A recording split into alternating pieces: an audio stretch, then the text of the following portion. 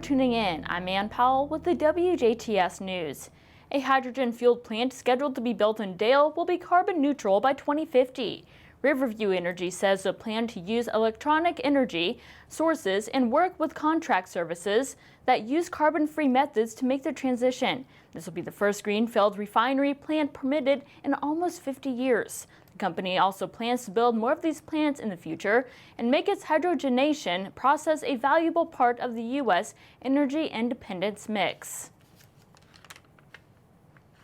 A Lagodi man wanted on 2 warrants last week is facing additional drug charges. 28-year-old Lucas Cunningham was arrested during a traffic stop on 2 felony warrants out of Davies County last Monday. A canine alerted officers to the presence of narcotics in the vehicle. Police then searched the car and found paraphernalia and methamphetamine. Cunningham was booked into the Davies County Security Center on a felony charge of possession of methamphetamine within 1,000 feet of a school and misdemeanor counts of possession of paraphernalia and marijuana. All suspects are innocent until proven guilty. No damage is reported after reports of smoke at Memorial Urgent Care in Huntingburg. Firefighters responded to the facility on Monday after a pizza oven malfunctioned, causing the room to fill with smoke. Employees were able to remove the burning contents themselves, and firefighters ventilated the area. 4 trucks and 13 Huntingburg firefighters were on the scene for about half an hour. A local police dog is receiving a new vest to help him keep safe on the job. Du Bois County Sheriff's Office K-9 Chase is receiving a bullet and staff protective vest through the nonprofit organization Vested Interest in Canines. Chase's vest is sponsored by Diane Thalman of LaPorte, Indiana, and will be embroidered with the sentiment, "Born to love, trained to serve, loyal always." Delivery is expected within 8 to 10 weeks. To learn how to donate to the nonprofit and for more information, you can head to VIK9s.org. Greater Jasper Consolidated Schools are taking steps to help students make up for the pandemic learning setbacks. Board members discussed the options in detail during their monthly meeting on Monday. Director of Curriculum and Assessment, Tina Fox, says the school plans to offer traditional summer school in person. Board members also approved to offer self-enrichment programs this summer. This will give students the opportunity to learn skills like cooking, personal finance, time management, and more. Fox also asked the board's approval for the Jumpstart program. This will be offered at Jasper Elementary and Middle Schools and at the Ireland Elementary School. The board also approved giving 8th graders the opportunity to earn high school credit in PE class. Next on the agenda was an update about the 5th and 10th Street Elementary School demolitions. Crews have demolished about 40% of the existing 10th Street Elementary School building. Steffenagel Group Clerk of the Works, Scott Steffenagel, says their office is reviewing and processing submittals from the contractor. Demolition is expected to be completed by April 2nd. Parking lot construction will take place between April 5th and September 3rd. Demolition for the 5th Street Elementary School started on Monday and is expected to be completed by April 30th. During this time, Steffenagel says they will develop and finalize the new parking lot layout and coordinate with the Alumni Stadium for future improvements. The next Greater Jasper Consolidated School Board meeting is scheduled to take place at 7 p.m. on Monday, April 22nd in the Jasper High School Community Room. The Indiana Department of Transportation has announced another road project for southern Indiana. The eastbound driving lane of US 50 between Old State Road 67 and Hillcrest Road bridges in Vincennes will be closed starting on Monday, March 22nd. Crews will be clearing trees in the right-of-way at this location for upcoming reconstruction projects for US 50. Westbound traffic will not be affected during the closure, and oversized loads will still be able to pass through the work zone. All exits from US 50 onto 6th Street will still be open.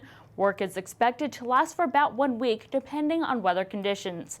NDOT urges drivers to slow down and stay alert near crews.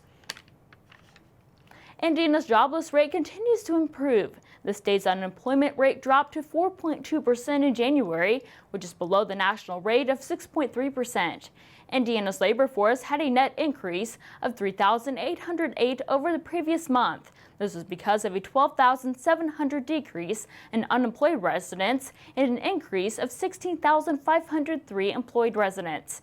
Indiana's total labor force, which includes those employed and those seeking employment, stands at 3.35 million. The state's 63.3% labor force participation rate remains above the national rate of 61.4%. Fewer graduating high school seniors are applying for financial aid for the fall semester. About 10% fewer FAFSAs have been filed for the class of 2021 so far this year.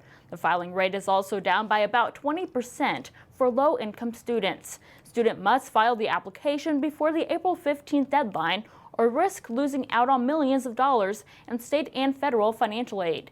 Filing the FAFSA is a crucial step in post-secondary enrollment process for all Hoosier students and families, despite socioeconomic status.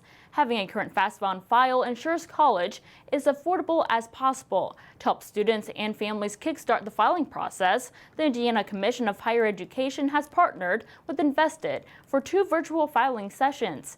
These take place between 12 noon and 1 p.m. on Saturday, March 27th, and again from 6:30 to 7:30 p.m. on Tuesday, April 13th, on the Learn More Indiana social media accounts on Facebook, Twitter, and Instagram.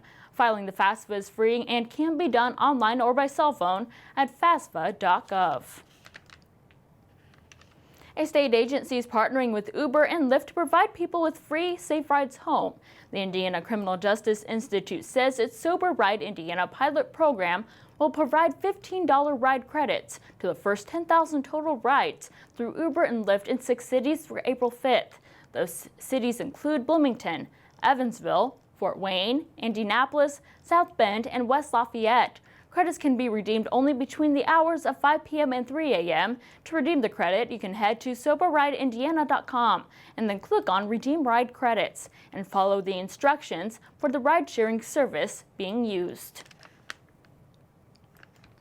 State wildlife officials are urging Indiana residents to destroy invasive zebra mussels that could be hiding in so-called mothballs sold for aquariums. The Indiana Department of Natural Resources says aquarium owners should destroy these mothballs because they purchased this year from any aquarium or pet supply store because they could contain zebra mussels. The mussels have light and dark stripes on their shells that resemble a zebra stripe and have the potential to harm Indiana's aquatic environment.